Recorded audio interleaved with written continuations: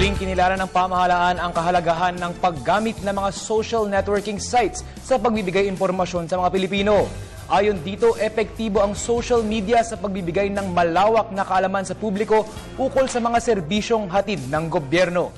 Si Jonathan Llanes para sa detalye.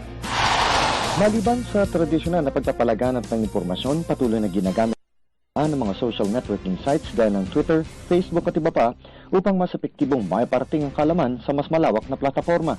Sa 2 araw ng pagpupulong ng National Literacy Coordinating Council sa Teachers Camp Baguio City, ipinaliwanag ni Presidential Communications Operations Office Assistant Secretary Catherine Joan Licodini sa mga guro na nagmula sa iba't ibang lalawigan sa buong bansa ang kahalagahan ng mga social networking sites, partikular na sa larangan ng edukasyon at impormasyon.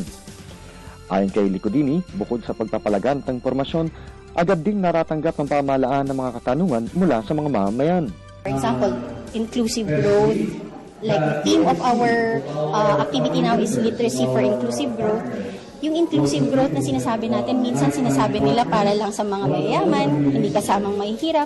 But using social communication, we can tell to the people that indeed, hindi naman rich people lang or only a few people ang kasama sa inclusive growth na to. We're trying to tell people na lahat ng gustong sumama, kasama. Bagamat bahagian niya ang social networking site sa pamamahagi ng impormasyon, katuwang pa rin ito ang Telebisyon ng Bayan, Radyo ng Bayan, Philippine Information Agency at iba pa na siyang bumubuo sa media ng bayan sa pagpapalaganap ng impormasyon sa mga mamamayan. So, our way of reaching out to the people, ang sinasabi natin is we're using both traditional media and social media. How? Traditional media, we have Radyo ng Bayan. So, pwede nating i-announce sa radio or discuss over the radio in their 32 stations all over the Philippines. I-discuss natin yun sa kanila. All people who are hearing the radio will now be informed. Mula sa lungsod ng Baguio at para sa Telebisyon ng Bayan, Jonathan Llanes.